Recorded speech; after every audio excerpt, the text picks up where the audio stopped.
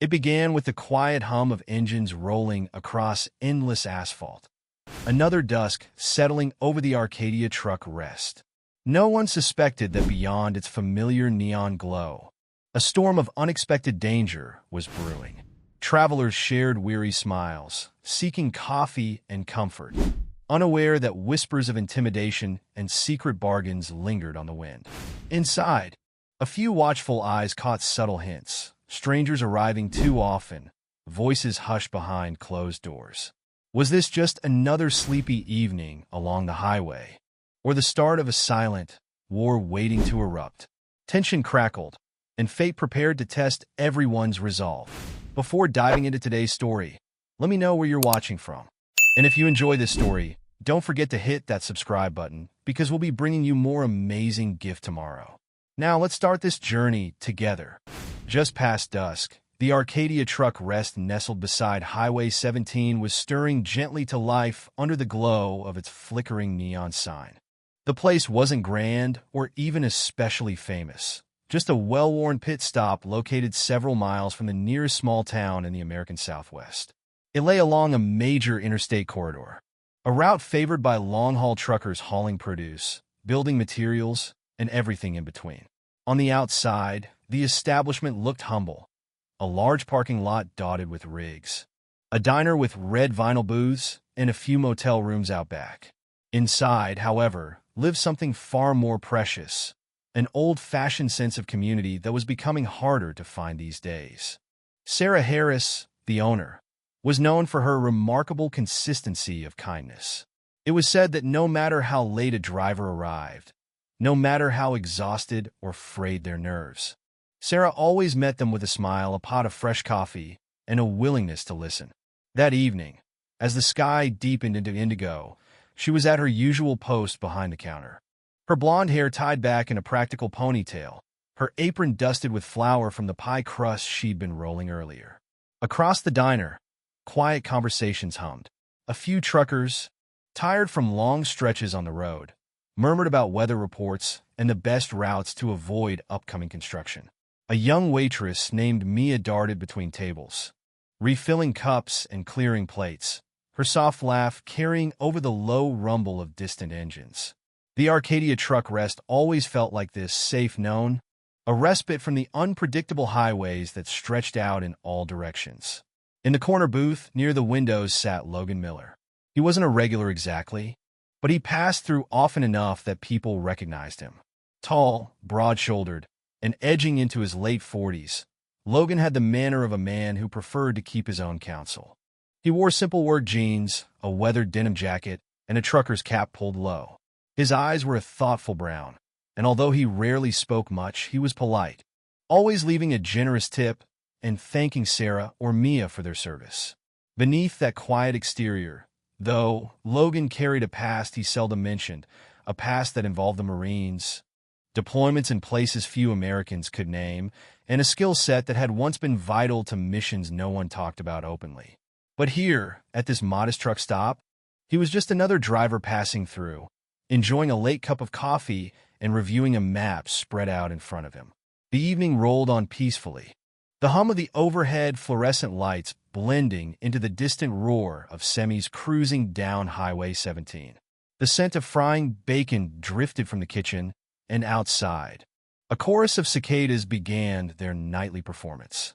There were no signs of trouble, nothing to suggest that this quiet night would become something people would talk about for a long time to come. At around 8:30, a pair of motorcycles pulled into the lot. They were loud, aggressively so, the engines revving unnecessarily high as if announcing their arrival. Sarah, perched near the counter, glanced toward the window. She didn't recognize those bikes. They were heavy, chromed-out cruisers, each emblazoned with a snarling wolf's head against a pair of cross pistons. Mia looked too, her eyes narrowing at the unfamiliar jackets worn by the riders. The regulars in the diner fell a few degrees quieter, their instincts pricking at this sudden change in atmosphere. The two men who entered were not here for a meal. They strode in as if they owned the place, shoulders squared, faces fixed in predatory grins. The taller one had a patchy beard, streaked gray, and eyes that locked onto everything at once. The other, leaner and younger, was tattooed from neck to knuckles. Their leather vests bore a stylized insignia, the Iron Drifters MC, a motorcycle club that had begun making a name for itself up from the Texas border. Rumor had it they were pushing north, carving out new territory. Their reputation for strong-arm tactics and worse had preceded them in hushed whispers among truckers who'd had the misfortune of crossing their path. Sarah's smile faltered only slightly, but she maintained the composed hospitality she was known for. "Evening, gentlemen," she said, her voice calm. "Kitchen's still open if you'd like a bite." The taller man, who seemed to lead this pair, ignored the offer of food. He ran a fingertip along the counter as if inspecting it for dust, took note of the patrons, the exits, even the small emergency box behind the register. He turned to Sarah and said, "Heard this place does good business. Nice location, steady stream of customers. You're Sarah Harris, right?" Sarah hesitated. She hadn't introduced herself, and there was no name tag. "That's right," she replied slowly.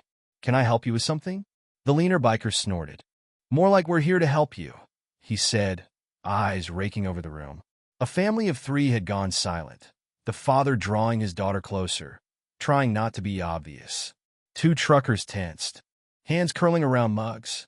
Mia hovered near the coffee machine, uncertain what to do. "Help me?" Sarah asked, keeping her tone light but wary. "I think we're managing just fine." The leader grinned, exposing a gold tooth. "Oh, we've seen how it goes. Busy highway, so many travelers, lot of risks, lot of accidents that could happen. We represent a group that makes sure nothing bad happens around here. For a fee, of course. Protection money." The words came not from Sarah, but from another voice in the diner. It was Logan, who had quietly folded his map and stood up, leaning one broad shoulder against a wooden pillar. He spoke calmly, as if discussing a weather forecast. His voice carried enough authority that everyone glanced in his direction. The tall biker narrowed his gaze at Logan. "Who asked you, pal?" Logan shrugged mildly. "I'm just a customer, but I know what this is. You come in here, see a small business, figure it's easy pickings." His eyes flicked to Sarah, then back to the bikers. "Might want to reconsider." The room seemed to tighten. Sarah felt her heart flutter. She knew Logan only as a polite man who passed through every so often. But something about his stance, how he kept his back to the wall, how he assessed them, how his voice never rose, suggested a depth and confidence she hadn't guessed at. She noticed now that he stood in a spot that gave him a clear view of both the bikers and the door. A coincidence? She wasn't so sure. The lean biker scowled and took a step toward Logan. "Listen up, friend. We're having a private conversation with the owner. Don't need a random trucker chiming in." Logan didn't budge. "You step any closer, and I'll have to assume you want trouble. I suggest you stay right where you are." At that, the tall biker's grin vanished. He shot a glance at his partner. Then at Sarah. "So this is how you treat new friends, Sarah? We come in offering our services, and you let some nobody talk back?" His tone sharpened, aiming to shame her into compliance. Sarah struggled to speak. "We don't need protection," she managed, her voice steadier than she felt. "This is a family place, not interested in any arrangement." Mia caught Sarah's eye from behind the coffee station, her knuckles white around the handle of a pot. The other diners waited, tensed as if the whole building held its breath. "I think you misunderstood," said the taller biker, now dropping all pretense of friendliness. "This isn't optional. The Iron Drifters are expanding. We're taking control of stops, just like this one all along the highway. Soon, everyone will know these roads belong to us. If you want to avoid unpleasantness, you'll cooperate." Logan sighed quietly. "Unpleasantness, huh?" He stepped away from the pillar, moving at an angle that subtly placed him between Sarah and the bikers. His posture remained relaxed, no fists raised, no threatening gestures, yet there was an unmistakable determination in how he carried himself. The lean biker snarled, "Move aside, old man. This ain't your fight." He tried to sweep past Logan, probably hoping to corner Sarah behind the counter. But Logan smoothly shifted his weight. In an elegant, almost lazy motion, he intercepted the biker, blocking his path without even touching him. The biker ended up face to face with Logan's chest, blinking in confusion. The diner fell into stunned silence. Outside, a truck's engine rumbled in the far lot, but inside, it seemed time had slowed to watch this unfolding drama. The tall biker took a step forward, pointing a finger at Logan. "I don't know who you think you are, but you're making a big mistake. The Iron Drifters don't take kindly to interference." Logan tilted his head, his eyes calm and deep. "You boys picked the wrong place tonight," he said softly. "And definitely the wrong target." There was something in Logan's voice, a quiet conviction that traveled the room like a cold wind. Sarah felt her anxiety twist into a strange kind of hope. Mia, still behind the coffee machine, looked as if she'd just realized a wild card had landed in their midst. Someone who might just know how to handle these brutes. The truckers at the far table leaned forward, arms tense, ready to back Logan if needed. The leaner biker tried another angle, reaching slowly behind his vest, but Logan's gaze flicked downward instantly. "I wouldn't," he warned. "We're not looking for violence, but if you pull out something sharp or loud, this ends badly for you." The biker froze, as if realizing that Logan had already read his intention. Instead of producing a weapon, he cursed under his breath and glanced at his taller partner for guidance. The leader forced a smile that did not reach his eyes. "Look, maybe we got off on the wrong foot." He attempted a conciliatory tone, but his voice crackled with insincerity. "We're just here to set some new terms. Plenty of others along the interstate are coming around to our way of thinking. If you're smart, you will too." He paused, then added with a soft threat, "We'll give you some time to think it over." Sarah narrowed her eyes. "We don't need time. The answer is no." The taller biker let out a low chuckle. "No, you talk tough for a lady running a roadside diner. Let's see if you feel the same when equipment starts going missing, or when your deliveries get delayed, or when customers start getting hurt." He made sure everyone heard those last words, letting them hang in the stale diner air. Logan stepped forward now, just a half step, and the bikers flinched back almost imperceptibly. They'd come in expecting docile compliance, but they found something else entirely. The older veteran's presence was throwing them off their game. "Get out," Logan said, voice cold. "Now!" The lean biker bared his teeth, furious at being dismissed. "You can't talk to us like that." But before the situation could escalate further, the tall one placed a hand on his partner's shoulder, pulling him back. His eyes flicked around the diner, taking in the silent determination of a room no longer fearful. Logan's stance had galvanized them. Though no one else had moved, the bikers sensed the shift. The patrons might not be warriors, but they weren't fleeing. They weren't cowering, and that was enough to unsettle them. "Fine," said the leader, turning for the door and forcing a grin that showed off that gold tooth again. "We'll go. For now. But Sarah, you remember this conversation. We'll be back to see how you're feeling in a day or two. Maybe you'll be more amenable." He pointed two fingers at his eyes, then at the diner, as if to say, "We're watching." Then he walked out, his partner following reluctantly.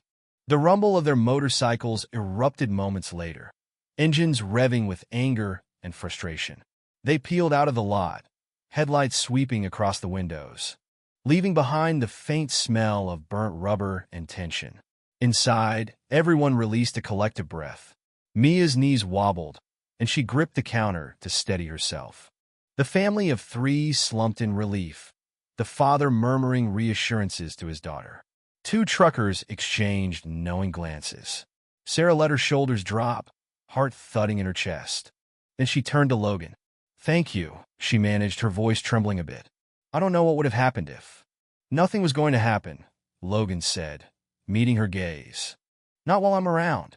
She studied him, noting the quiet strength in his bearing, and realized she had no idea who he truly was. "I guess I owe you," she said softly. Logan offered a small shake of his head. "You don't owe me anything, but we do need to talk about what's coming next." The crowd began to settle back into some semblance of normalcy. Mia scurried over to the family's table, asking if they were all right, offering a fresh round of drinks on the house. One of the truckers approached Logan, patting him on the shoulder. "Real cool head you kept there, buddy. Not many people stand up to that kind of crowd." Logan gave a curt nod, then turned to Sarah. "They'll be back, probably with more numbers." They didn't get what they wanted, and they can't let that stand. It sets a precedent if a little diner can say no to them. Sarah's eyes darted to the dark night beyond the windows. They seemed organized, she said. Not just a couple of drifters. They had this symbol, the Iron Drifters MC. I've never heard of them, but they acted like they owned this stretch of road. Logan inhaled slowly. If they're who I think they are, they're part of something bigger. I've heard truckers talk about a club moving in from the south, associated with some serious criminal outfits, cartels, drug distribution, you name it. They start by charging protection fees, then move on to using these stops as distribution points. Mia, having overheard, placed a shaky hand on the counter. That's horrible. Why here? We're just a small place. Exactly, Logan said. They pick targets they think are vulnerable. Places off the beaten path, family-owned businesses that can be easily intimidated. Then over time, they scale up. Sarah pressed her lips together. Fear swirled in her chest, but also a spark of anger. This is my family's place. My parents built it decades ago. I won't let them take it over, turn it into something criminal. Logan nodded approvingly. That's the right attitude. But we need a plan. Sheriff's department should be notified. That's step one. One of the truckers cleared his throat. Sheriff's office is small round here, he said. 2 deputies and a sheriff who's got more mileage on him than a '59 Buick.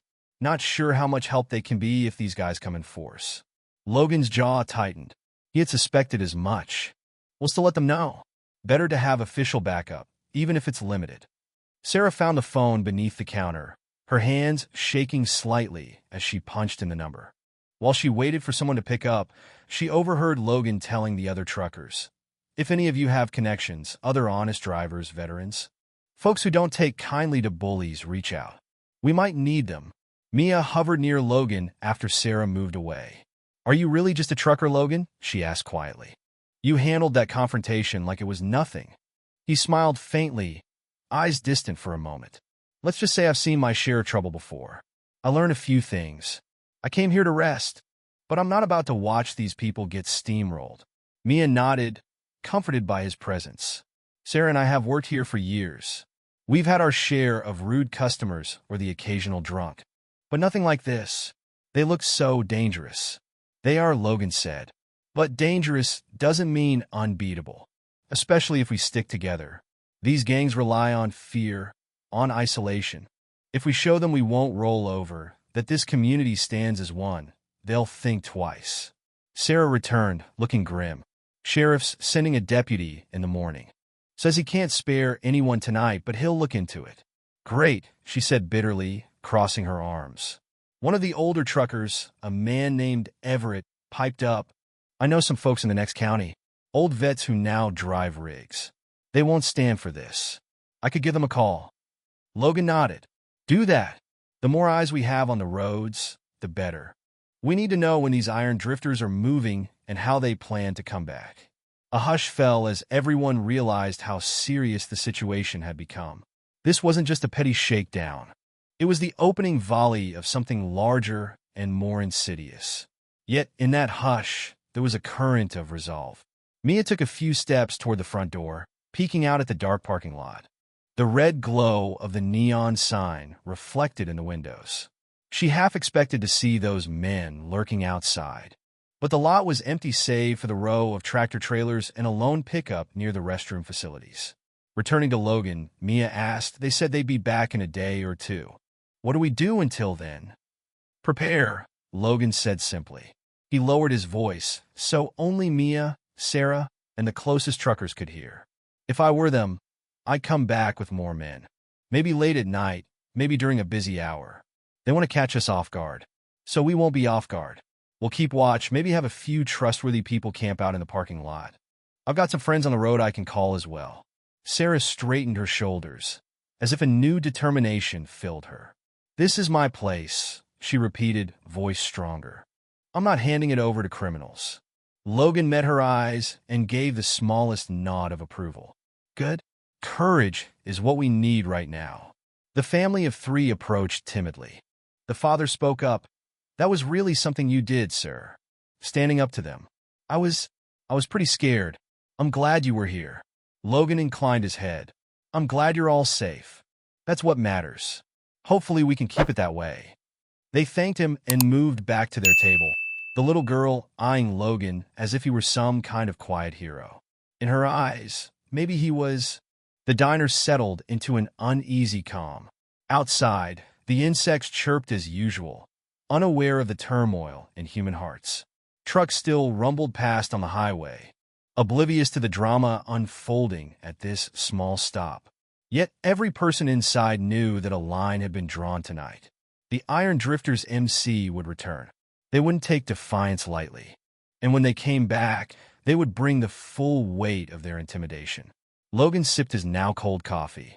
He barely noticed its bitterness. His mind was already working through scenarios.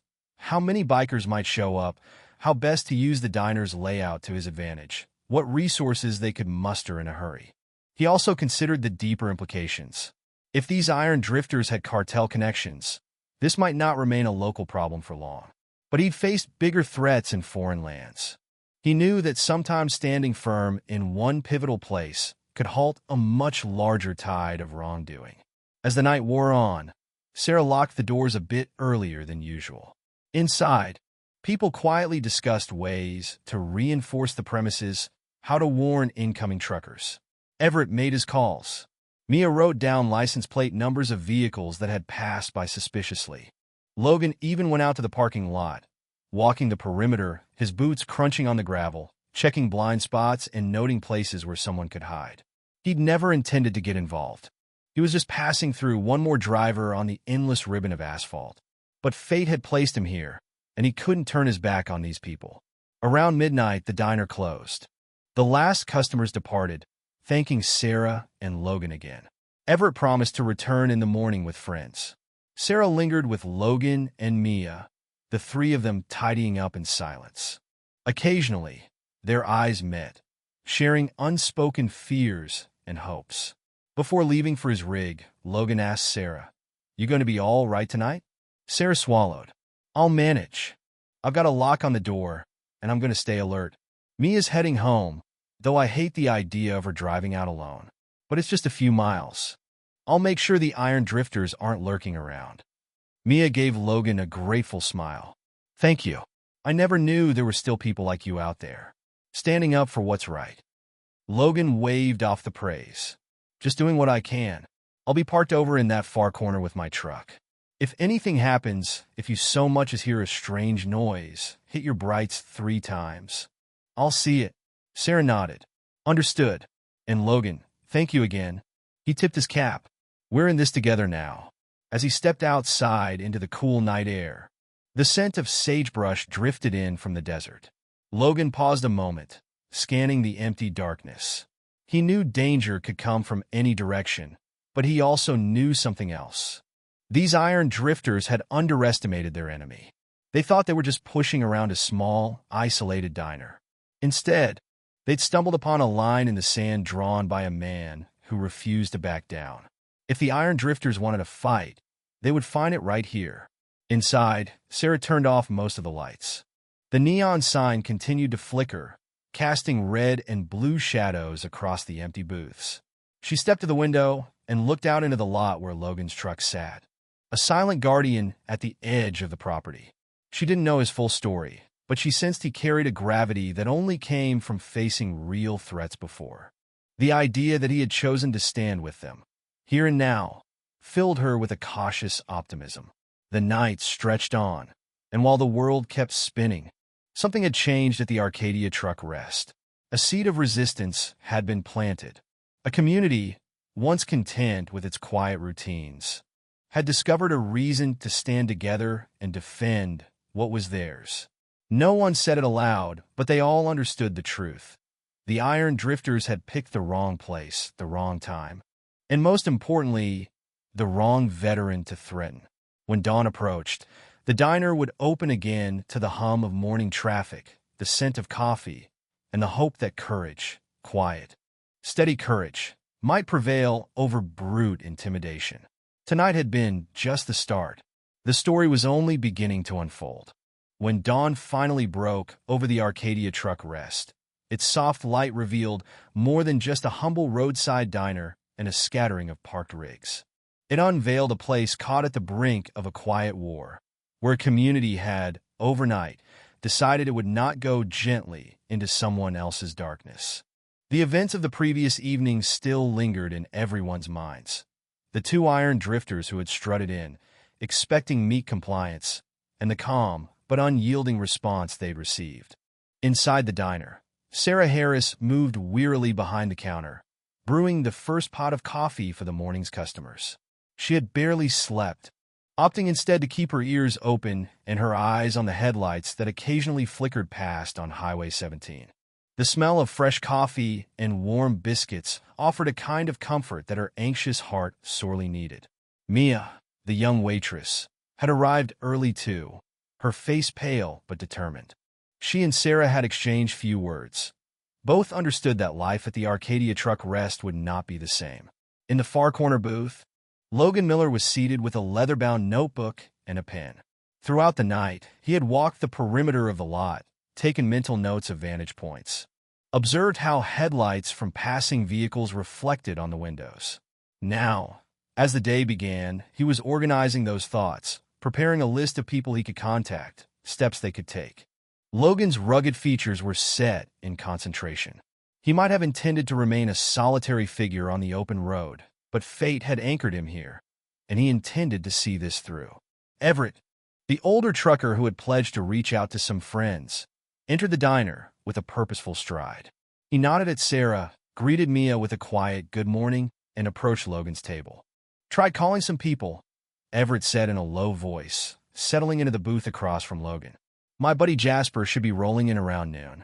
He's a former Army mechanic who knows a few tricks. He's got some friends too, guys who serve, then turn to trucking after their tours. And there's a mechanic named Omar Alvarez a couple of exits down who hates bullies. Says he'll come by after he closes his shop." Logan nodded approvingly. "That's a start. The Iron Drifters may only have shown us 2 men last night, but we both know they'll return with more. The kind of trouble they hinted at, that's not done by a handful of petty thugs. We need people who can keep calm under pressure." Everett sighed, rubbing his jaw. "I never thought I'd see something like this out here. The Arcadia was always a peaceful place. Just folks passing through. Times change," Logan said softly. "We adapt, or we lose what we value." Outside, the parking lot began to hum with the usual morning activity. 2 long-haul drivers topped off their tanks at the fuel pumps, exchanging curious glances at the tension etched on the diner's staff's faces. A delivery truck from a local bakery arrived with pastries, though the driver eyed the lot warily, as if sensing the undercurrent of unease. Sarah forced a smile as she signed the receipt. By mid-morning, the Arcadia Truck Rest was busier than usual for that time of day.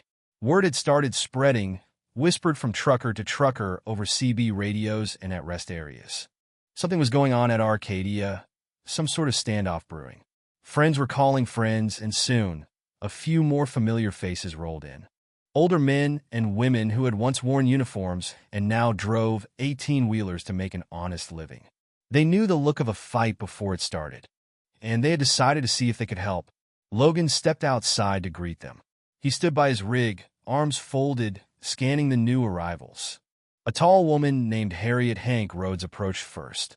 She had been a Navy logistics officer in her prime, now running her own small fleet of trucks. Her gaze was steady, her handshake firm.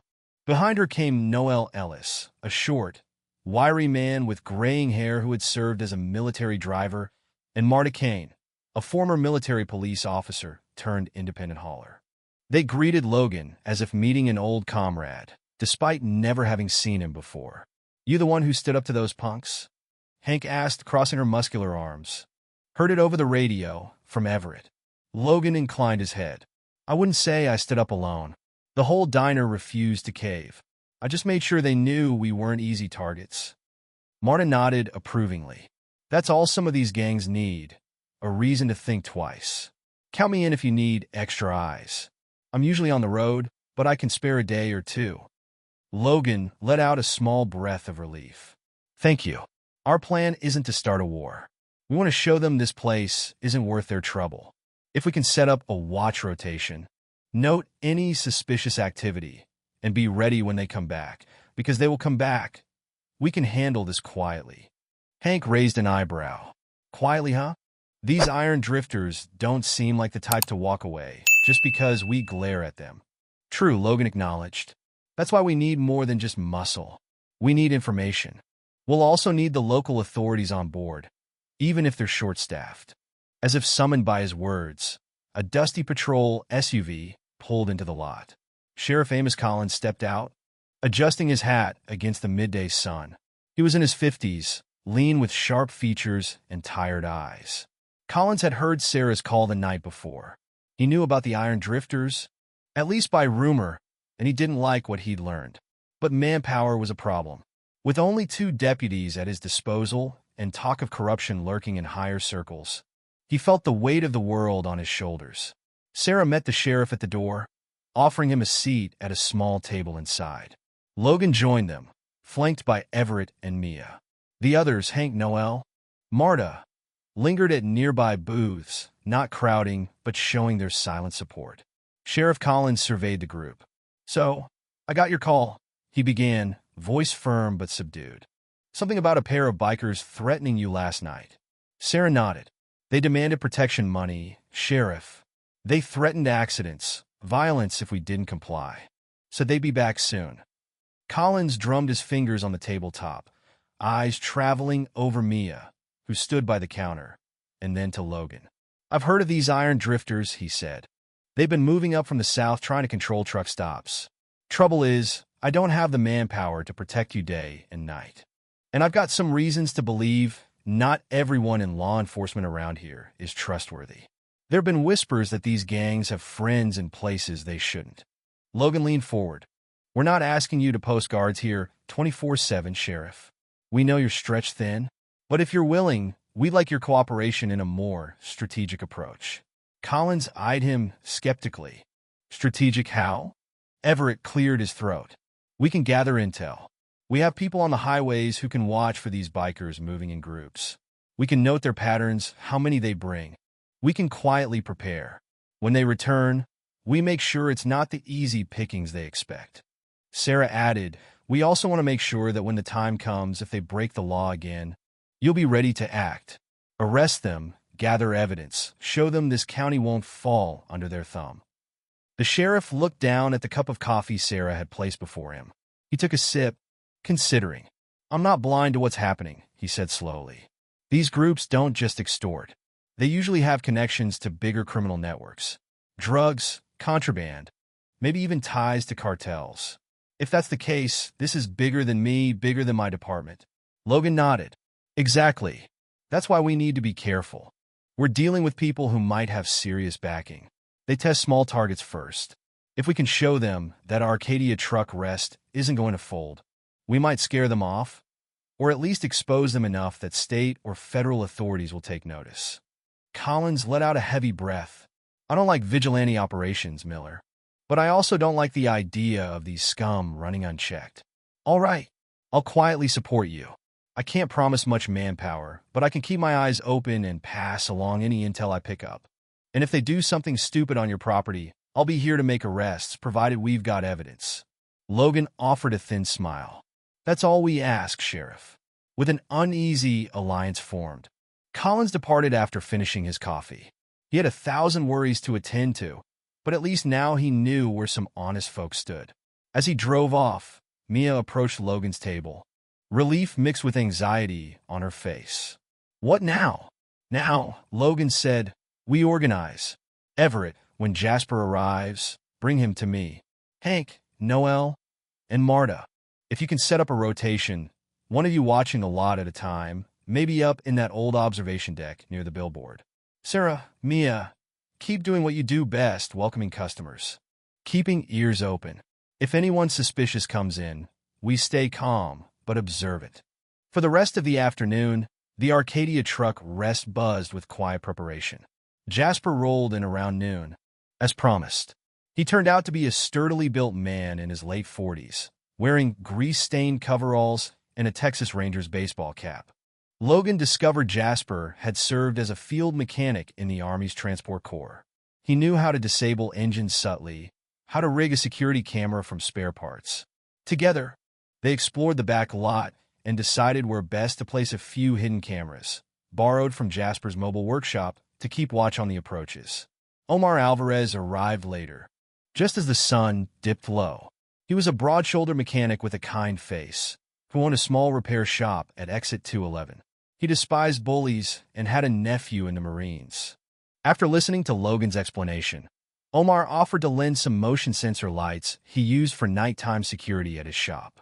He mounted them around the diner's perimeter, creating a halo of illumination that would deter anyone from creeping around unseen. By evening, the Arcadia truck rest looked much the same to the casual observer. The neon sign still flickered, trucks still came and went, and the smell of frying bacon wafted through the open door. But beneath that ordinary surface lay a network of watchful eyes, quiet alliances, and careful contingency plans. Harriet Hank Rhodes took the first watch up by the billboard. She perched in a folding chair with binoculars, a thermos of coffee, and a CB radio at her side. From up there, she had a clear view of the highway, noting every motorcycle that passed, every suspicious vehicle that slowed near the entrance. Around 10 at night, Logan and Mia stood by the diner window, looking out at the darkness. Sarah had gone to rest in her small apartment behind the diner, her exhaustion finally catching up with her. Mia wrapped her arms around herself. "Feels like we're waiting for a storm," she murmured. "We are," Logan replied quietly. "And trust me, they'll come. Gangs like the Iron Drifters can't afford to let resistance slide. If word gets out that one truck stop fought them off, others might try the same. They have to reassert control, show their strength." Mia frowned. Why do they want control so badly? It's just a diner, just a parking lot. Logan leaned against the window frame. It's not just about one place. It's about establishing territory. They start with intimidation, then protection fees, then drugs or contraband. One victory here gives them a foothold to spread out along the whole highway. Breaking one small outpost sets a precedent. Mia nodded, her face set. Well, they picked the wrong place. Shortly after midnight, the unmistakable rumble of motorcycles approached from the south. Hank's voice crackled over the CB radio inside the diner.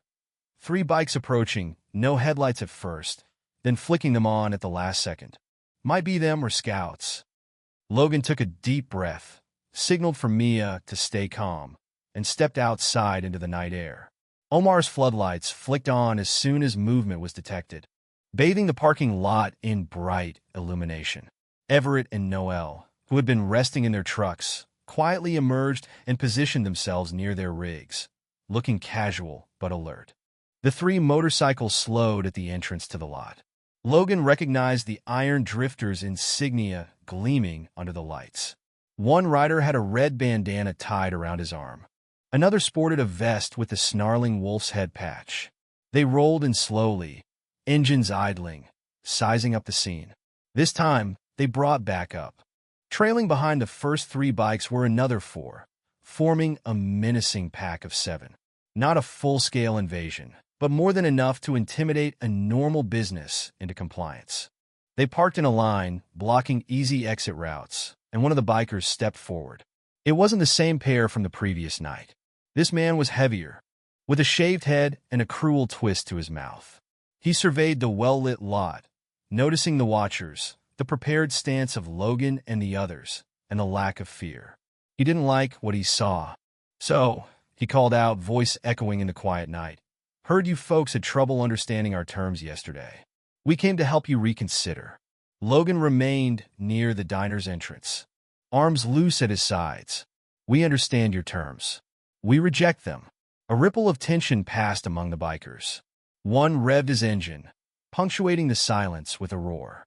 The shave-headed leader narrowed his eyes. "That's bold talk for a rest stop in the middle of nowhere."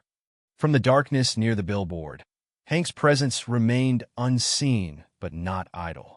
She carefully noted details: how many bikers, what weapons they carried. Noel slipped behind his truck, where a camera Jasper had rigged now recorded everything. The biker leader took a few steps forward, raising his voice so everyone could hear.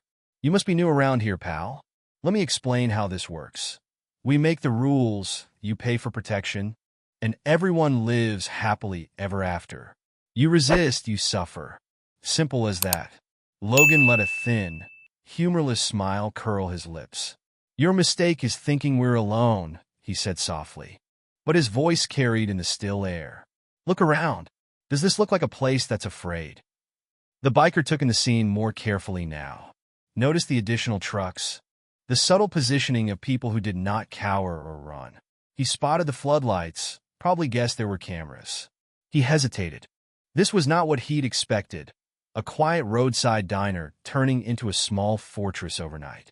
A murmur passed through the other bikers.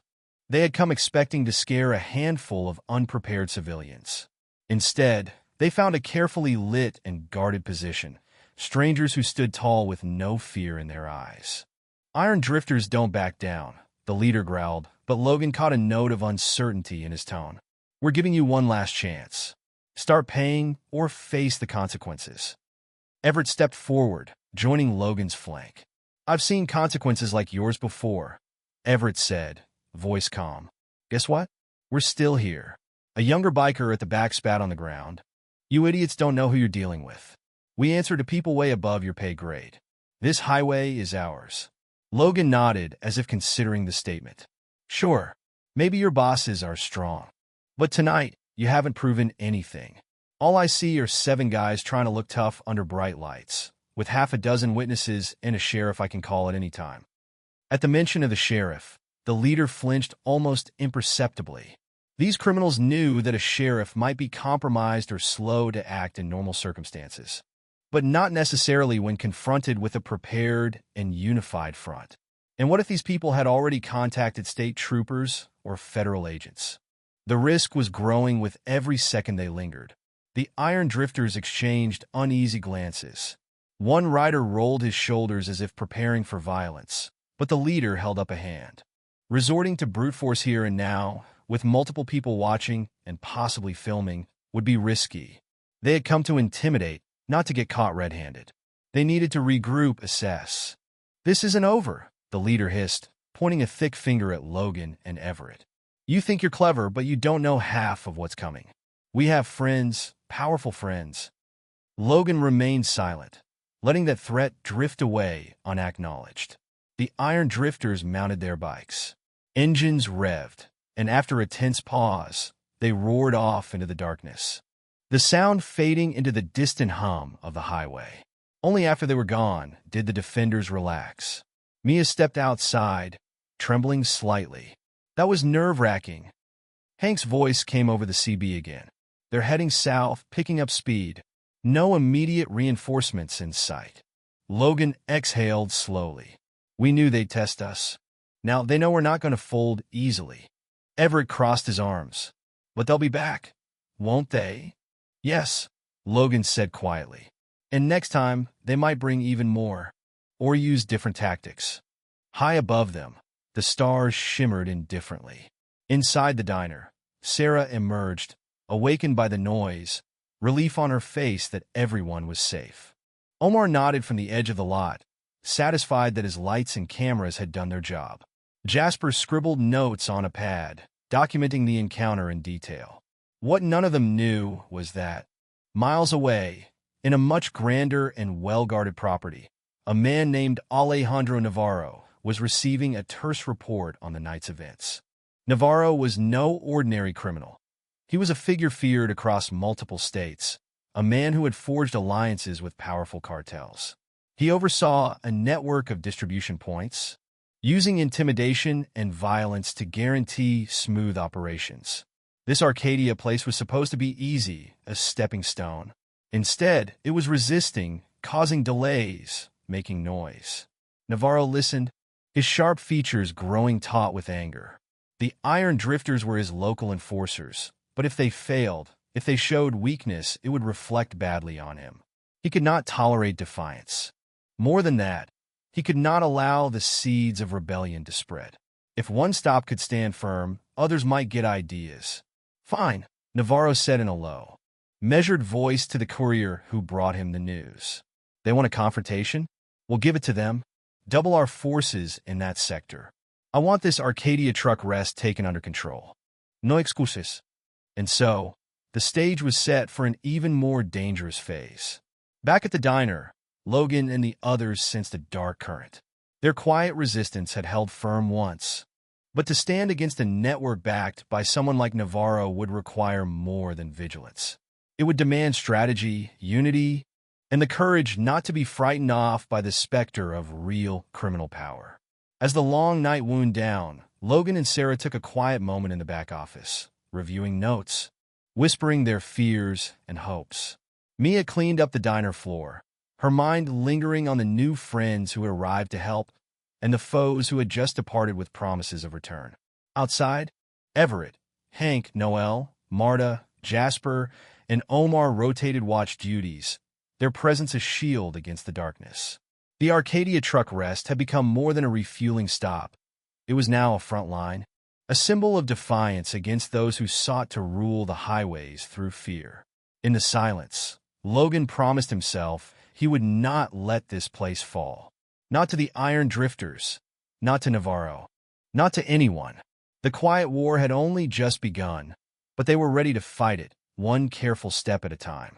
A pale dawn spread over the Arcadia truck rest, painting the distant hills in muted gold and lavender. Inside the diner, Sarah Harris arranged cups on a shelf with mechanical precision. She had slept a few hours, but the weight of anticipation pressed on her shoulders like a physical burden. Mia was already setting out fresh pastries, though her eyes kept darting toward the windows. Outside, several veteran truckers who had pledged their support lingered near their rigs, drinking coffee from thermoses and talking quietly among themselves. Logan Miller emerged from the small back office where he had spent part of the night reviewing notes and footage recorded by Omar's cameras. He carried a notebook, flipping through pages of scribbled times, descriptions, and license plate numbers. Every unusual vehicle, every suspicious slow pass, every sign of the Iron Drifters' presence was logged. The subtle war was underway, and information was their best weapon. After the second confrontation, it was clear the Iron Drifters were connected to something larger. Logan had caught a glimpse of their hesitation. These bikers weren't just random toughs. They operated in a pattern he recognized from old military days, when smaller cells answered to higher commands. He didn't have proof yet, but the feeling gnawing at his gut told him that a bigger criminal entity loomed behind them. Midway through the morning, Everett and Hank approached Logan by the fuel pumps. Jasper was tinkering with a security camera hidden under the diner's eaves, and Noel stood watch from his truck cab. Marta had taken the early watch at the billboard vantage point, scanning the horizon for incoming trouble. Omar tested the motion sensor lights again, making sure they would flash at the slightest movement after dark. Hank cleared her throat. We've been doing our best to keep track of movement on the highway. Last night, I saw a convoy of 3 black SUVs passing slowly on the southbound road around 3 a.m. Could be nothing, or could be linked to them. Everett nodded. I asked around on the CB. Some drivers mentioned seeing similar SUVs near other truck stops further down the line. Word is, these Iron Drifters answer to a bigger boss. Some say his name is Alejandro Navarro, a man with ties to a cartel that's been spreading its influence across several states. Logan frowned, folding his arms. This Navarro name was new, but not unexpected. I've heard of him by reputation, someone who specializes in turning legitimate businesses into cover operations for drug shipments. It starts with intimidation and ends with these places becoming distribution hubs. The Iron Drifters might just be the muscle. Hank's face hardened. So we're dealing with more than a gang. We're dealing with a criminal enterprise that has resources and connections in law enforcement and local politics. That makes this even more dangerous. Logan sighed. All the more reason we need solid evidence. The sheriff is on our side, but he's outgunned and worried about corruption. If we can gather undeniable proof, video of their threats, records of their license plates, evidence of tampering with supplies, then maybe we can get the feds involved. Just then, Mia stepped out, holding a cordless phone. She looked anxious. Logan, you have a call. It's someone named Special Agent Marion Pierce. She said you'd know who she was. Logan's eyebrows rose. It had been years since he last spoke to Pierce. a former military intelligence contact who had transitioned to the FBI. If she was calling, it meant word of the situation might be spreading through back channels. Thanks, Mia. He took the phone, walking a few steps away. Pierce, you're a long way from the old days. What can I do for you? Pierce's voice crackled on the line, steady and no nonsense. Logan, I heard rumors you're involved in some standoff at a truck rest. Something about a gang trying to claim territory. Is that correct? He glanced around, confirming no one else could overhear. Yes, a place called Arcadia Truck Rest. We have reason to believe a cartel-connected group is trying to force protection fees and set up a distribution route. They're called the Iron Drifters, but we think they work for a man named Alejandro Navarro. Pierce let out a low whistle.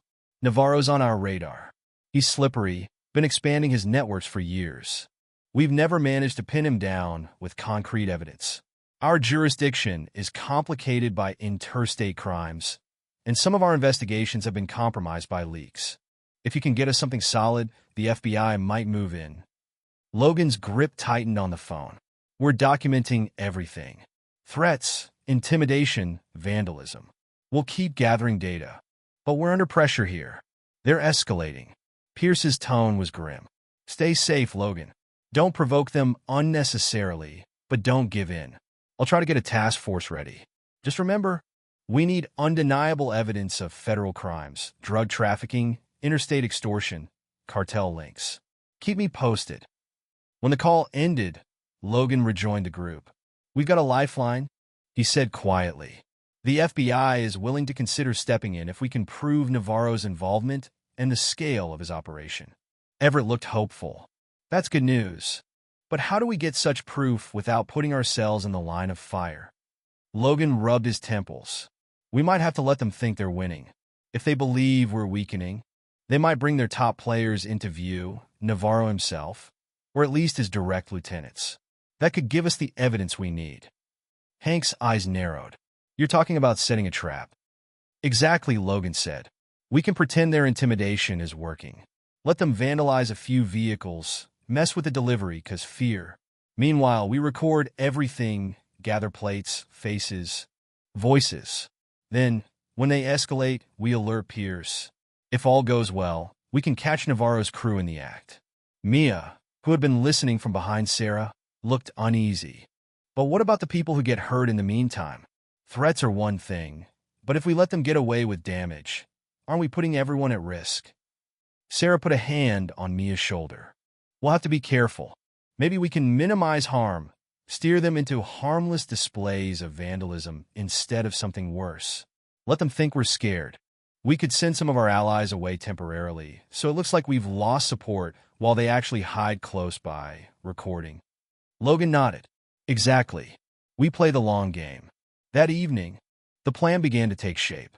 A few of the veteran truckers who had come to support Arcadia agreed to stage a withdrawal, driving off in a show of frustration, as if giving up.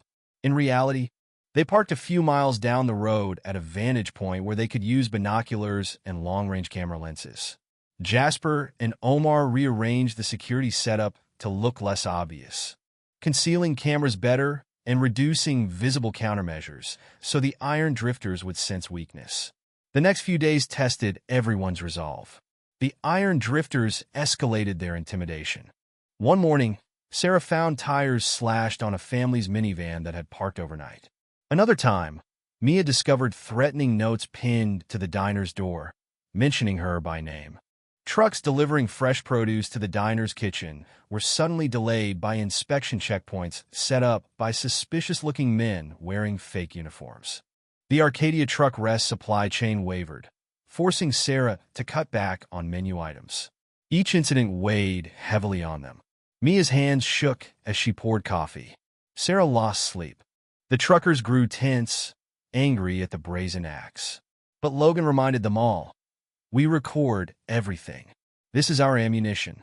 The FBI needs proof of their interstate crimes. Their coordinated intimidation. Every act they commit is another nail in their coffin.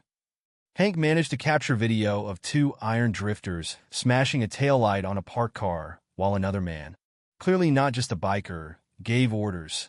Noel caught a conversation on audio. muffled but clear enough to identify threats about Navarro's schedule. Marta took note of suspicious cargo transfers happening at a rest area down the interstate, passing the info to Logan, who relayed to Pierce in coded messages. As the tension mounted, a sinister new development emerged. Some of the iron drifters tried to scare people in their own homes. A local farmer who sold produce to Sarah found his barn vandalized with the iron drifters emblem. A trucker who frequented Arcadia received a chilling phone call threatening his wife and children if he kept supporting the diner. Word spread quickly, and fear began to seep deeper into the community. Logan understood they were on a tightrope. If these criminals sensed a trap, they would vanish like smoke, leaving behind fear and no justice. If they didn't sense it, they might go too far and actually harm someone. Balancing this risk was painful, but he trusted his team and his old contact Pierce to intervene at the right moment.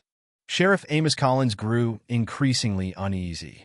He made quiet patrols at odd hours, once surprising a pair of iron drifters who were trying to sabotage the diner's electricity. The sheriff managed to chase them off, but they escaped. Collins reported these attempts to Logan, noting that the gang was getting bolder. "They think they have backing," Collins said. "They act like they own half the county." "They do have backing," Logan replied. "And we need to bring that backing out of the shadows." A week after they first stood against the iron drifters, things took a sudden turn. A sleek black sedan appeared in the early afternoon, parking near the diner's entrance. Logan, who was sipping coffee at the counter, recognized the shift in atmosphere as soon as the door opened. Two men in well-tailored suits entered, a stark contrast to the leather-clad bikers. One had a silver tie pin shaped like a hawk's head. The other wore dark glasses indoors.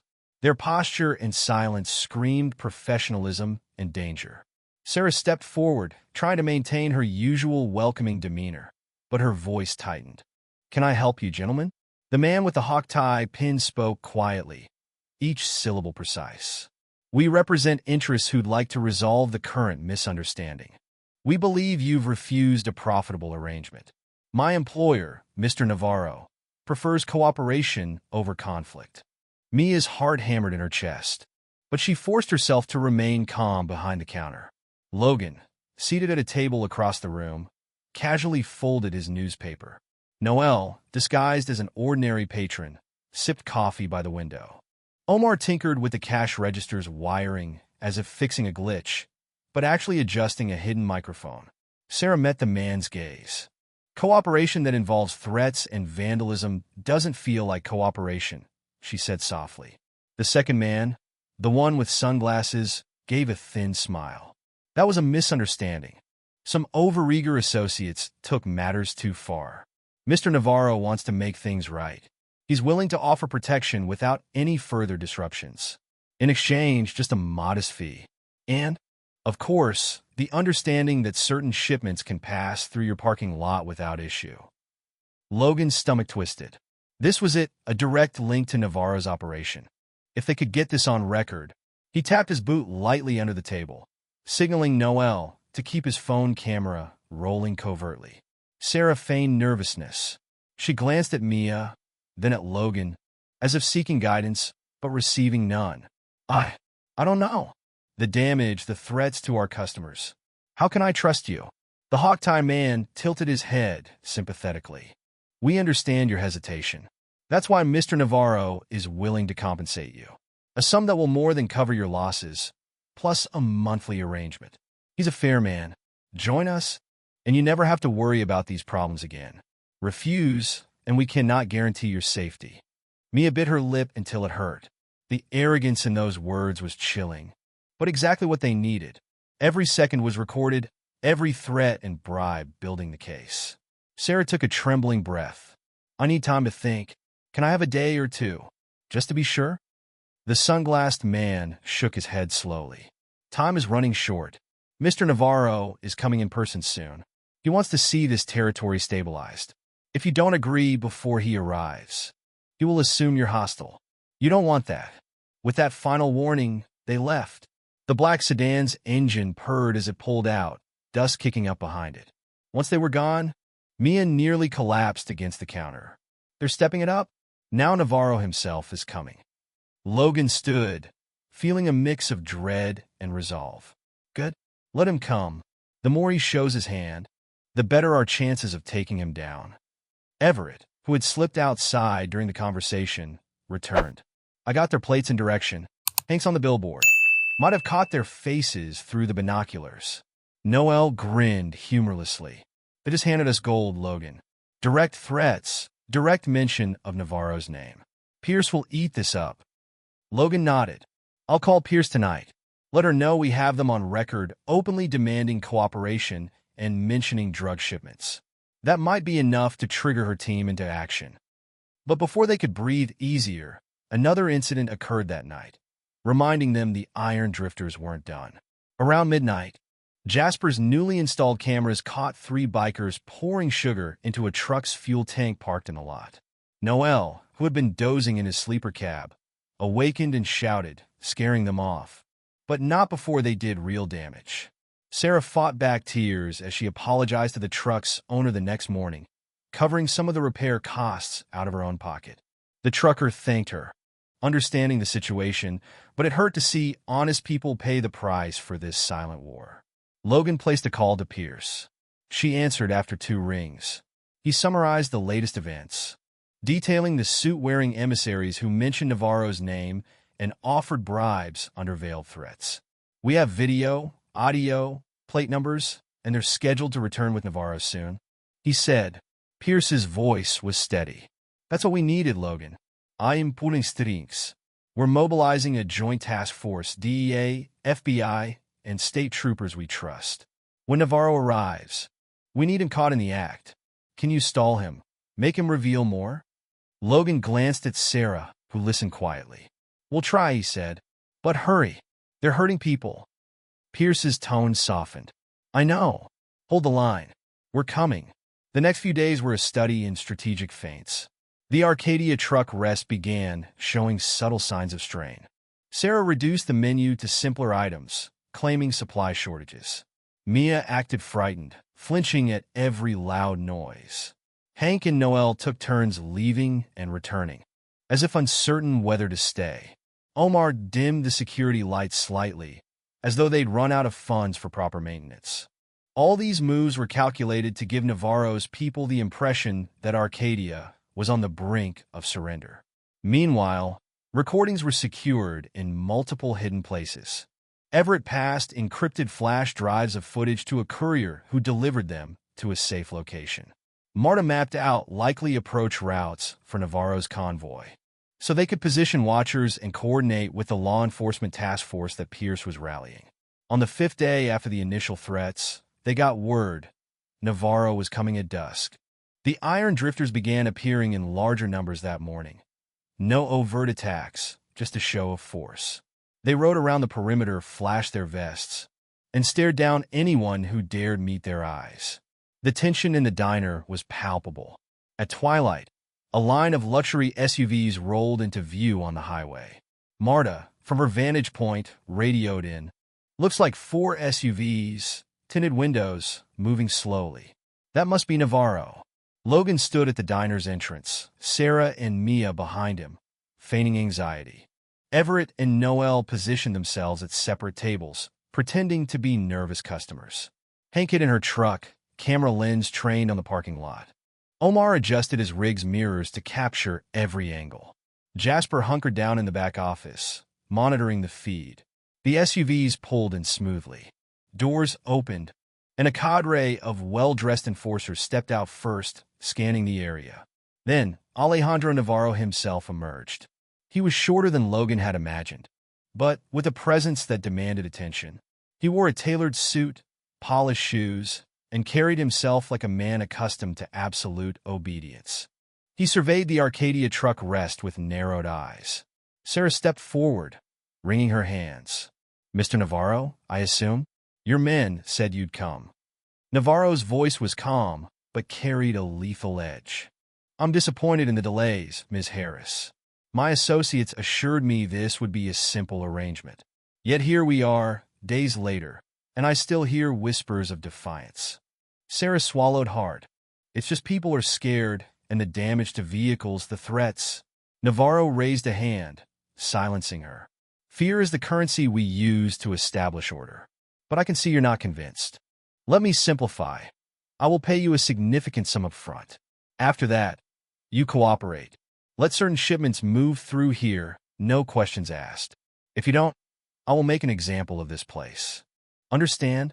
In the fading light, Mia pretended to tremble. Logan placed a hand on Sarah's shoulder as if to reassure her, all the while ensuring Navarro's face and words were captured by hidden cameras. Everything was going as planned. Behind Navarro, a few iron drifters stood guard, arms crossed, radiating menace.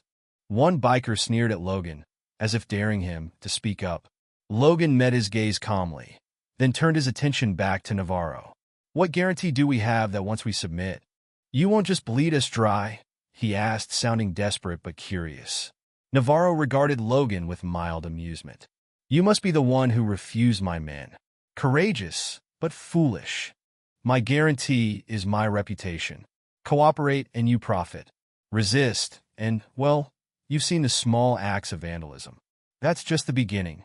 In that moment, Logan heard a distant siren wail, faint and far away.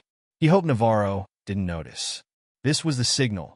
Pierce's task force was closing in, quietly blocking exits. The iron drifters were about to be caught in a net they never saw coming. Sarah forced herself to appear on the verge of caving. She glanced at Mia, who gave a small, frightened nod. Fine, Sarah whispered. We don't want any more trouble. Navarro smirked, pleased. He stepped closer, pulling out a slip of paper with a bank account number and an amount. Transfer the initial fee here. Once I see confirmation, I'll have my men bring in the first shipment. After that, we'll move regularly through your lot. No interference, no questions, and no one gets hurt. He extended the paper. Sarah reached for it with a trembling hand. Just as her fingers touched it, floodlights from nowhere illuminated the parking lot.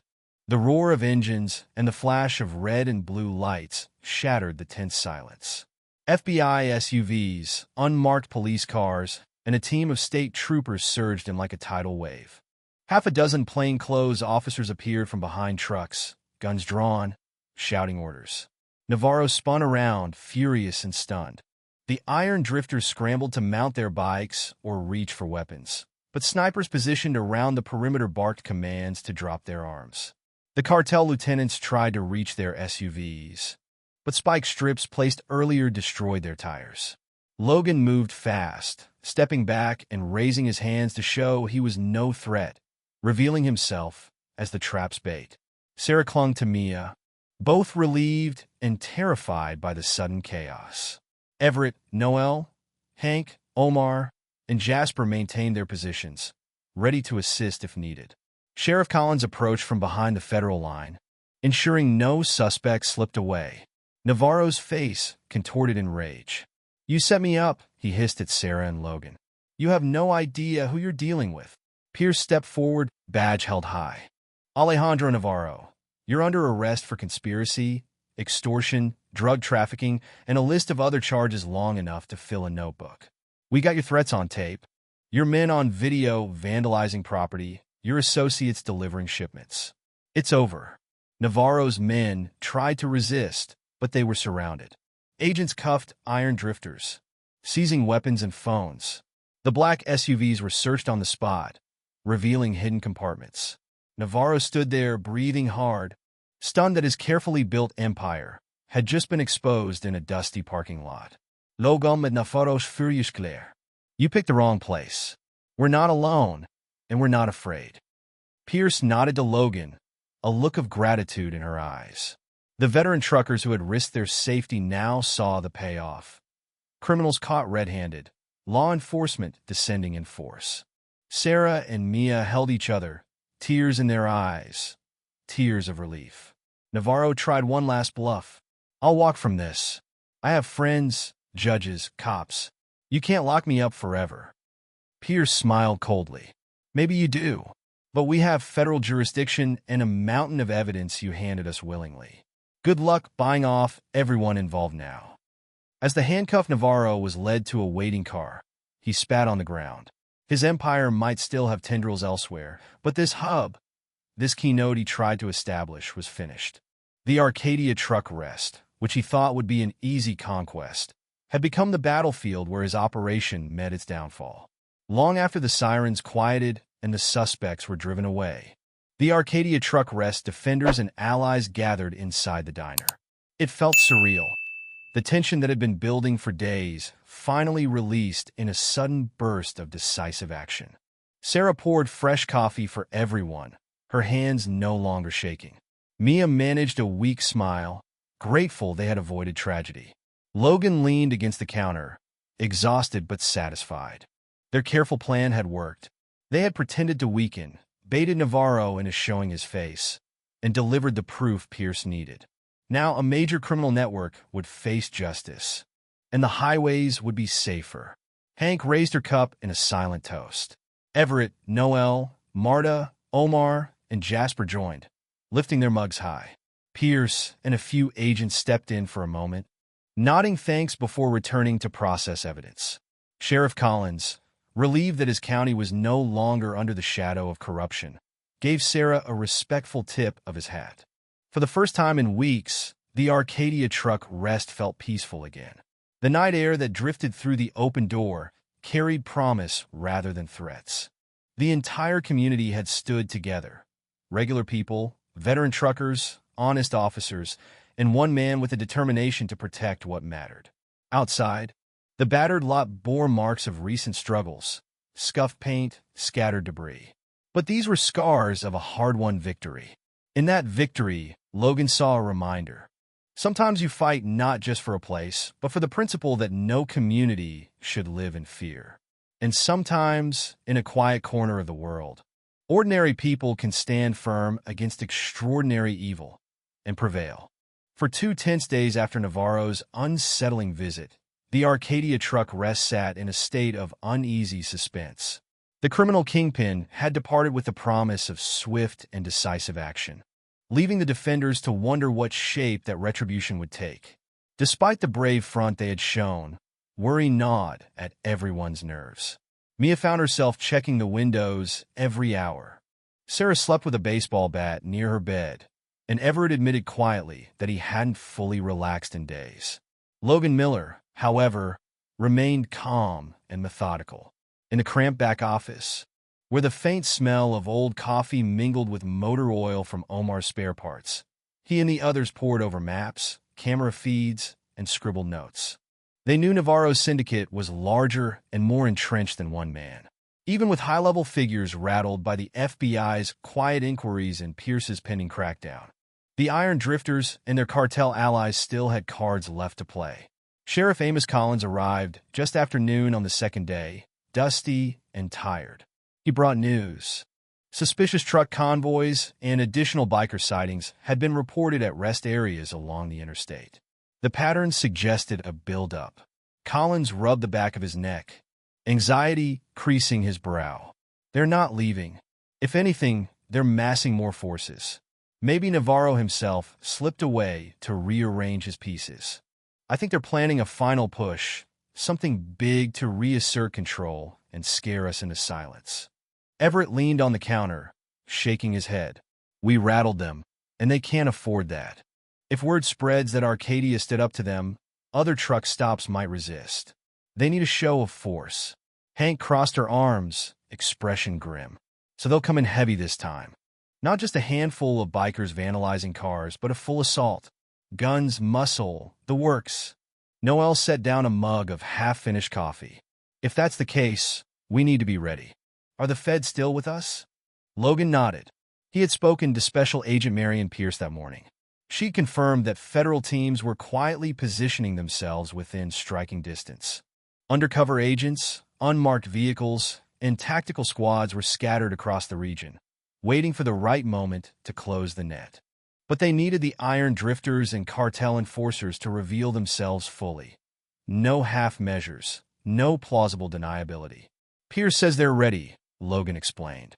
We just have to survive the initial onslaught. Once the criminals commit, the feds will move in and cut off their escape routes. Marta stepped out from behind a curtain where she'd been checking a radio feed. We've turned this place into a fortress as best we can, she said. Jasper installed more cameras. Omar added reinforced locks, and we've arranged trucks as barriers. Still, we're not a military base. We're just a truck stop with a few trained veterans and brave souls. Let's hope it's enough. Sarah approached, wiping her hands on her apron. She looked determined, though fear glimmered in her eyes. We're not running. This is my family's legacy. I refuse to let these bullies turn it into a staging ground for their crimes. Mia stood beside her. We've come too far to give up now. The rest nodded in agreement. They were in this together. That evening, a hush fell over Arcadia. The neon sign flickered as usual, casting pinkish-blue halos onto the asphalt. Trucks were arranged strategically, forming partial barricades that still allowed civilian traffic to come and go, but would slow any coordinated attack. Hank had climbed the billboard again, binoculars at the ready. Noel stayed near the fuel pumps, a discreet radio earpiece in place to communicate with Pierce's team. Jasper and Omar made the rounds, checking their improvised surveillance system. Tiny cameras concealed in old light fixtures and hollowed-out fence posts. Marta stood near the diner's entrance, feigning casual indifference, but with a steady hand close to her radio. Everett lingered in the back lot, where motion sensor lights stood ready to flood any intruder with blinding illumination. Logan circled the perimeter, his presence reassuring to those who spotted him. He felt the weight of their hopes and fears. They were ordinary people facing extraordinary danger, relying on cunning and unity rather than brute force. He knew that if the Iron Drifters came in strength, accompanied by hardened cartel gunmen, this would be the fiercest test yet. Around midnight, Hank whispered urgently over the radio. Movement on the South Road. Lots of bikes, maybe a dozen, and behind them, looks like SUVs.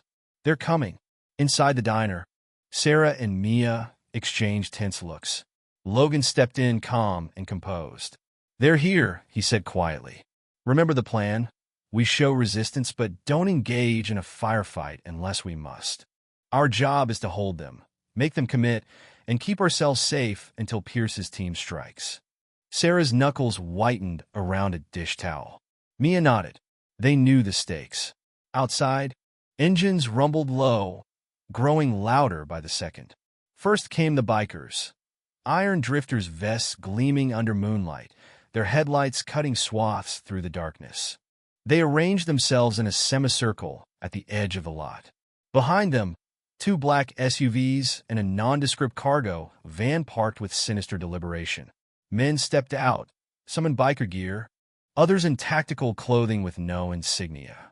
Their postures screamed violence. From behind the glass, Logan observed their formation. They're blocking exits, he muttered to Noel via radio. Keep an eye on them. The leader of the bikers, a heavy-set man with a scar slanting across his face, called out in a booming voice. Arcadia, we warned you. You had your chance to cooperate. Now we take what we want. His words echoed in the stillness. No one inside the diner replied immediately. Logan let the silence draw out. It would make them uneasy, force them to show more aggression. When no answer came, the scarred leader motioned to his men. Several bikers dismounted, advancing cautiously. The SUV's back doors opened, revealing armed men with rifles. They began spreading out, trying to flank the diner and the parked trucks. Marta's voice was barely audible through the radio. Confirmed weapons. They're bringing out rifles, maybe shotguns. This is serious. Logan pressed a finger to his earpiece. Pierce, do you see this? He whispered. Knowing their transmissions were monitored by the hidden federal team, a faint crackle returned. Pierce's voice. We're in position, Logan. We have them surrounded but need them fully committed. Let them make a clear, hostile move. We must avoid any claim of entrapment or overreach. Hold tight. Hold tight. Easier said than done. The Iron Drifters reached the rows of parked trucks that formed makeshift barricades. They tested doors, punctured tires, seeking to open a path. One fired a warning shot into the air, a sharp crack that made everyone in the diner flinch. Inside, Sarah's heart hammered. Mia reached for her hand, and Sarah gripped it gratefully. Everett, crouched behind a booth, muttered, "Come on, you bastards." Show your true colors so we can put an end to this. Hank from the billboard leaned forward. She had a clear view of the entire tableau. Bikers spreading out. Armed men taking positions. Her binoculars picked up faces twisted with malice, desperate to restore their gang's tarnished prestige.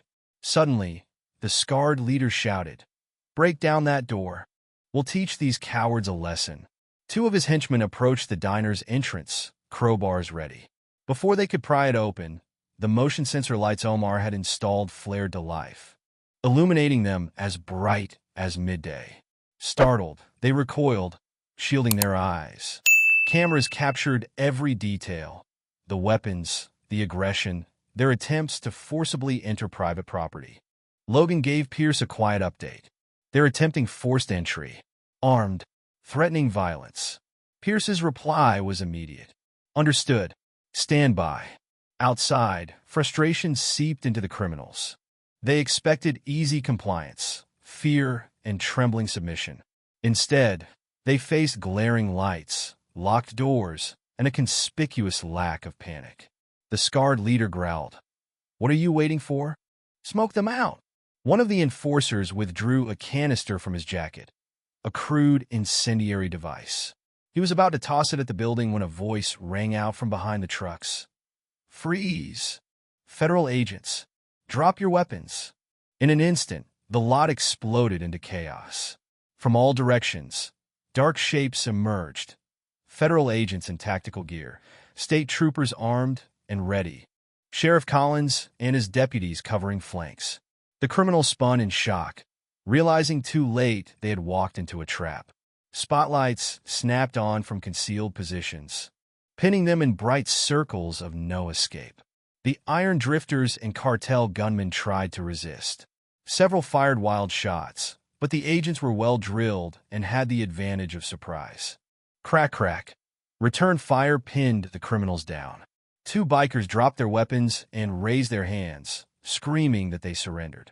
Another tried to flee on foot, but stumbled into a row of agents waiting behind a maintenance shed.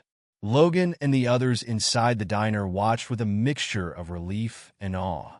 They had prepared for a siege, but the well-coordinated federal strike had neutralized the threat before it fully manifested. Sarah knelt by the window, heart pounding, grateful that no bullets had shattered her beloved diner's glass. Mia covered her mouth, eyes wide, as she saw several iron drifters throwing their guns aside, desperate not to be shot. Everett let out a long breath. Thank heavens they had this planned so well. Marta, Omar, Hank, Noel, and Jasper each contributed, relaying positions to the agents, ensuring no criminal slipped away unnoticed. Their careful surveillance paid off. There was no dark corner for the attackers to hide. Soon, handcuffs clicked, orders were barked, and the lot was secured. The scarred leader, face pressed into the pavement, cursed and spat. Agents removed weapons from the SUVs, discovering contraband, ledgers of payouts, and even photographs of other targeted truck stops. It was all evidence that would form an airtight case against Navarro's network. Pierce stepped forward, directing her team with crisp efficiency. She spotted Logan through the window and gave a nod of respect. He answered with a small salute. They had done it. Cooperation between citizens, veterans, local law enforcement, and federal agents had broken the back of a criminal enterprise that had threatened to strangle free commerce and peace along the interstate. In the following hours, as night gave way to the soft glow of dawn, agents processed the arrested criminals in a makeshift command center set up near the far end of the lot. Among those captured were mid-level cartel operatives and corrupt local contacts who had come to ensure the gang's victory. With these arrests, the entire structure Navarro had carefully assembled was now exposed. His men, seeing no escape, began to talk, trading information for leniency. By sunrise, the Arcadia truck rest looked like the aftermath of a storm. The improvised barricades stood unchanged, but now federal agents, state troopers, and Sheriff Collins' deputies moved about, cataloging evidence. Logan stood near the diner's entrance with Sarah and Mia, who looked pale but relieved. Everett and Noel joined them. Hank climbed down from the billboard, rubbing stiffness from her legs. Marta and Omar emerged from behind the kitchen, where they had monitored the battle through a small side window. Jasper slung an arm around Omar's shoulders, both quietly proud of what they had accomplished. Pierce approached, removing her helmet and running a hand through her short-cropped hair. "We got them all," she said, voice laced with satisfaction. "This was the final piece. We have enough to dismantle Navarro's network. Everyone we nabbed is singing like a choir." Sarah breathed out, tears shining in her eyes. "So it's over?" Pierce's smile was gentle. "As far as the syndicate is concerned, yes. We've cut the head off the snake and pinned its body to the wall. You and your friends saved more than just this truck stop. You've likely prevented a chain of similar takeovers up and down the state." Mia wiped her eyes. "I can't believe it. We were so scared." Logan placed a reassuring hand on Mia's shoulder. "Courage doesn't mean no fear," he said softly. "It means standing firm in spite of it. Everyone here did that." Sheriff Collins approached, tipping his hat. "I owe you folks a debt of gratitude. Without your preparation and willingness to work with the feds, we might never have rooted out this rot." Hank shrugged. "We just refuse to be bullied. That's what decent people do when pushed too far." Noel chuckled. "Still, let's not make this a habit. I'd prefer my truck stops without armed standoffs." Laughter rippled among them. Even in the aftermath of violence, relief and camaraderie shone through. Some agents and truckers shook hands, exchanging words of respect. The old bonds of community, frayed by intimidation, were now reinforced by shared victory. As dawn stretched fully over the land, painting the sky in hues of pink and orange, the Arcadia truck rest began to reclaim its ordinary rhythms. Sarah poured fresh coffee for everyone, and Mia served pastries to the federal agents and troopers who had worked through the night. The scars would remain: damaged trucks, bullet-scuffed asphalt, lingering memories of fear. But these were the marks of a battle won. Outside, as the law enforcement vehicles pulled out one by one, taking their prisoners to distant jails and interrogation rooms, the community at Arcadia took a quiet moment to reflect. They had faced a criminal empire's attempt to crush them and turn their sanctuary into a den of vice. By standing together, by relying on both their inner strength and proper authorities, they had toppled that empire at its roots. Logan stepped away from the diner's entrance, looking east at the rising sun. He felt a profound sense of closure. They had set a trap to expose the enemy, survived intimidation and sabotage, and ultimately forced the criminals into a desperate final assault that sealed their fate. Sarah joined him, eyes on the horizon. "It feels different now, quieter," she said softly. Logan nodded. "The highway will be safer. Others will hear that standing together works, that we don't have to yield to fear." Mia approached, slipping an arm through Sarah's. "What happens next?" she asked. "Next, we rebuild, we heal," Logan said. "And maybe we find a way to help other truck stops, other communities. If anyone else is facing a threat like this, maybe our example will give them hope." Everett gave a satisfied grunt. "I'll spread the word on the CB. Let folks know that the Arcadia stood firm. That might discourage the next gang from trying the same." Hank tilted her head back, inhaling the cool morning air.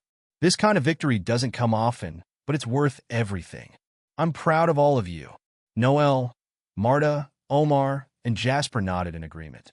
They had started as strangers thrown together by circumstance, and emerged as a team who had proven that ordinary people, when united, could overcome extraordinary evil. As the sun climbed higher, lighting every corner of the lot where darkness once allowed criminals to lurk, the Arcadia truck rest resumed its humble purpose. The next customers would come for coffee and fuel, unaware of the battles fought here. And that was how it should be, peace and normality restored. In the quiet that followed, Logan and Sarah exchanged a simple glance of understanding. They had faced a test no one should have to face, and they had prevailed with integrity and solidarity. The lesson would stay with them.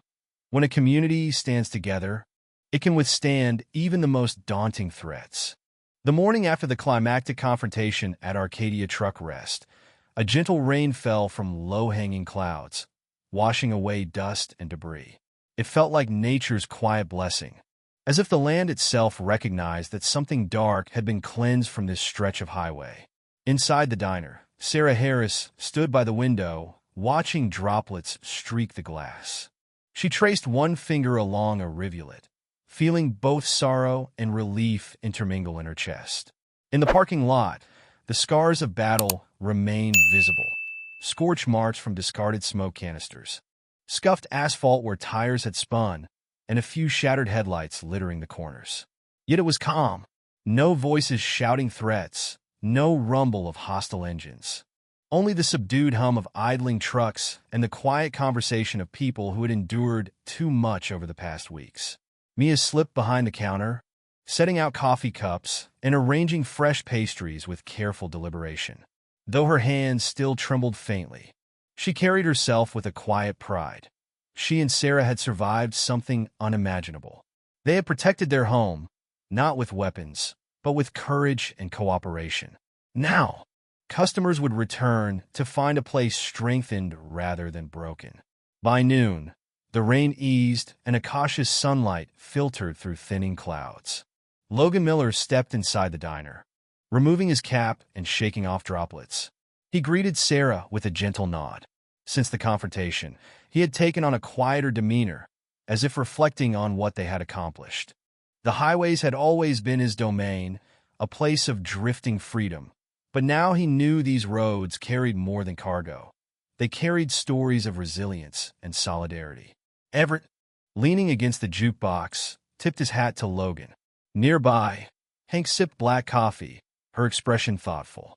Noel and Marta sat at a booth near the window, discussing routes and gossip they'd heard over the CB radio.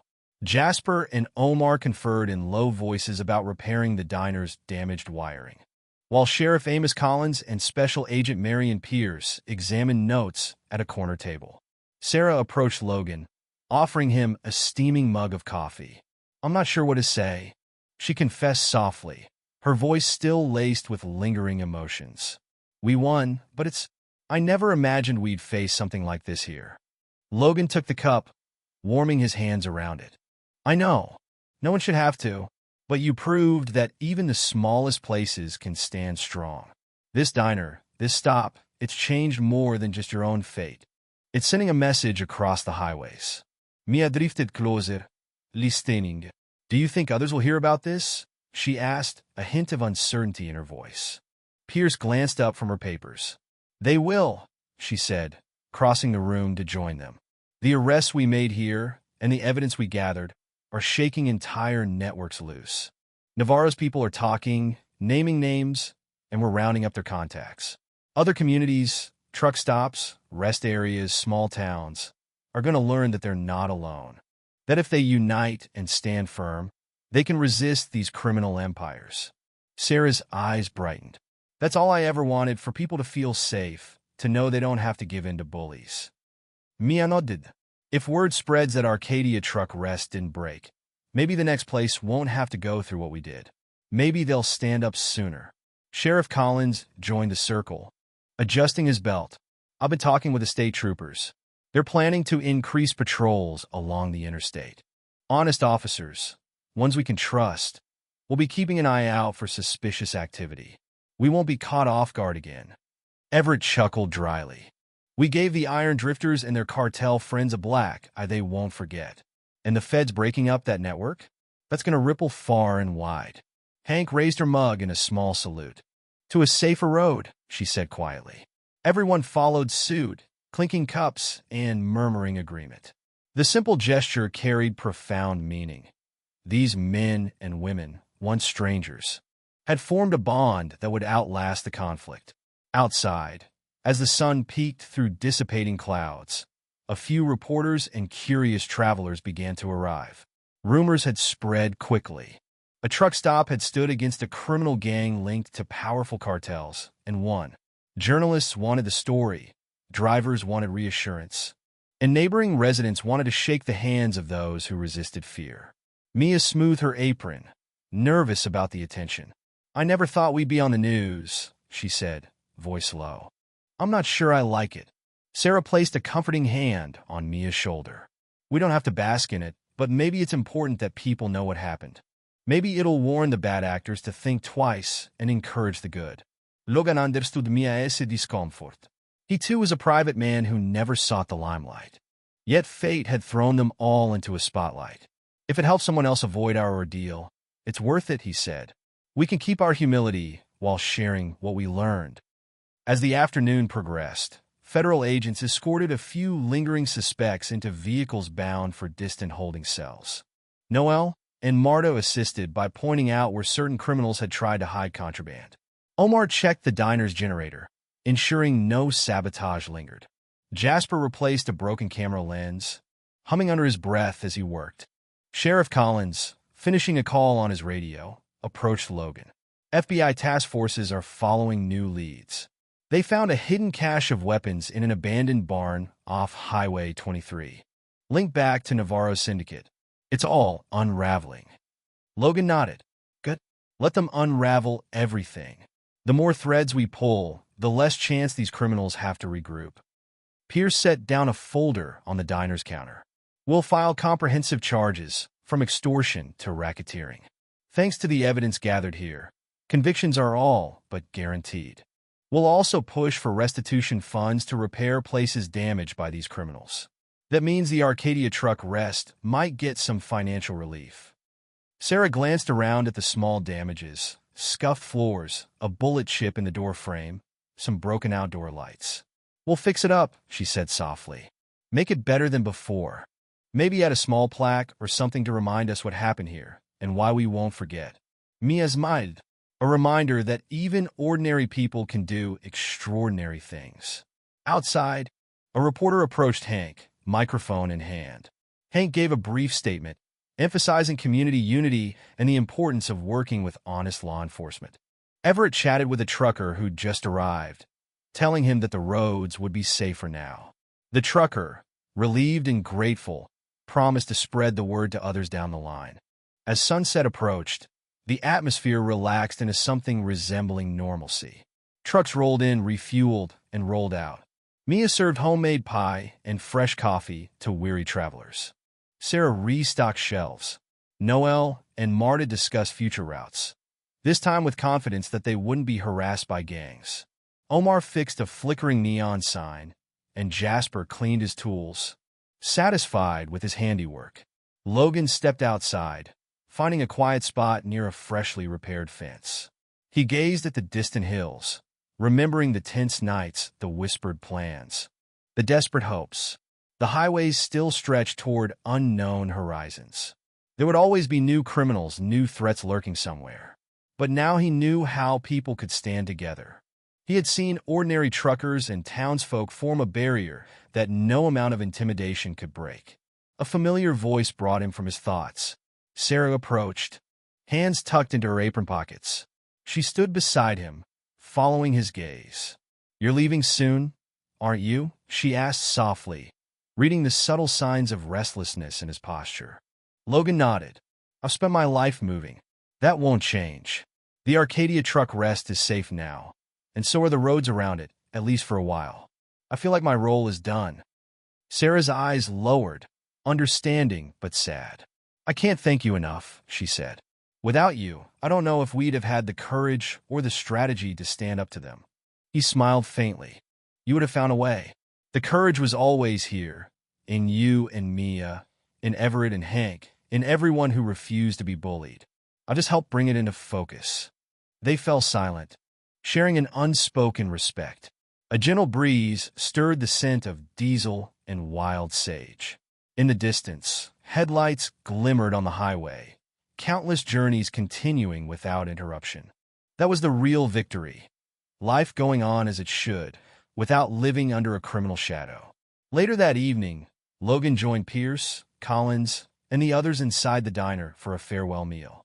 Sarah cooked a simple supper: stew, fresh bread, and apple pie. It tasted like comfort and recovery. Mia served seconds to anyone who wanted them. The conversation drifted from updates on the investigation to lighter topics. Favorite roadside diners, the best coffee beans, the nicest rest stops in the region. Omar promised to help Sarah upgrade her security system permanently, but less obtrusively this time. Jasper offered to return if she ever needed a hand with maintenance. Marta and Noelle said they'd swing by whenever their routes crossed this way. Hank decided to park one of her fleet trucks here regularly, just to keep an eye on things.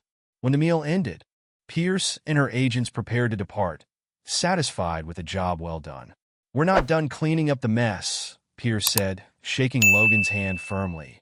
"But this was a pivotal moment. You and your friends changed the game here." Sheriff Collins followed suit, tipping his hat. "If you're ever back this way, Logan, you'll always have a friend in the department." He gave Sarah a nod. "You did something special. All of you." Everett, Hank, and the rest rose to say their goodbyes too. While most would return to their routes, something had changed. They were no longer just solitary wanderers. They knew that somewhere on this highway stood a beacon of resistance and solidarity. A place that proved communities could unite to protect themselves and the freedom of the road.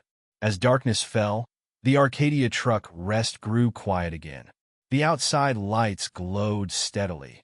No longer a desperate defense, but a welcoming glow. Logan stepped onto the porch, duffel bag slung over his shoulder. Sarah and Mia followed him out, standing at the threshold. Mia managed a grin.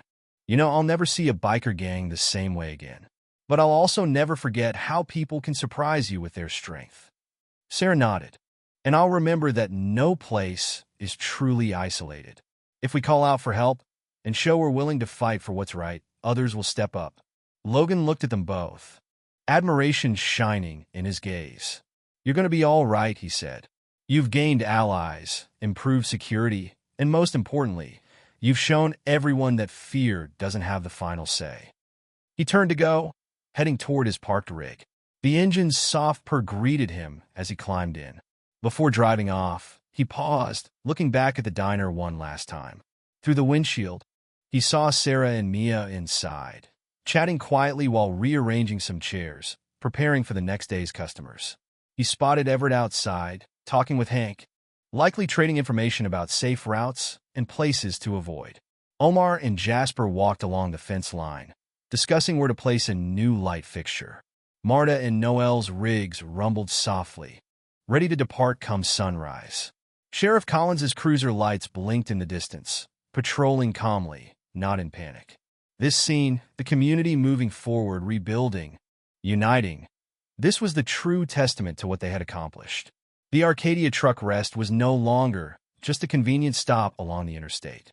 It had become a symbol, a place where criminals were repelled not just by force, but by the integrity and solidarity of ordinary people.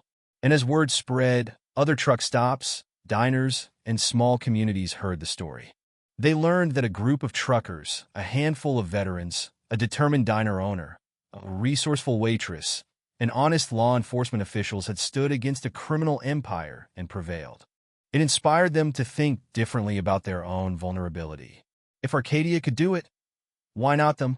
In the weeks that followed, scattered reports came in of smaller gangs backing away from hostile takeovers, wary of running into another Arcadia scenario.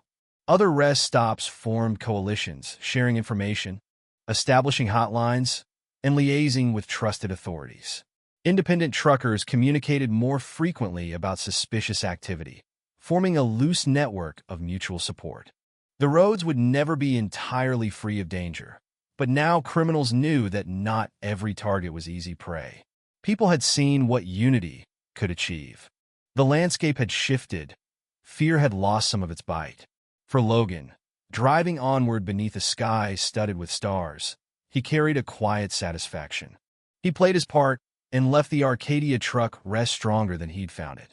The memory would stay with him, reminding him that sometimes you find what you didn't know you were looking for.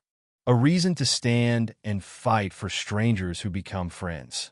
The interstate unwound before him, lit occasionally by passing headlights. He imagined that far ahead, beyond the horizon, lay more challenges, more stories waiting to be told. But he knew this. The lessons learned here would travel with him. Honesty, cooperation, bravery. These virtues weren't confined to any one place. As he merged onto a stretch of open road, the wind whispered against the window. He smiled at the darkness, unafraid. From now on, anyone thinking of targeting a small, quiet truck stop had best remember what happened at Arcadia. Because now, communities understood their power. And criminals would have to think long and hard before daring to seize territory where courage stood guard. Thank you all for journeying with us through this entire story.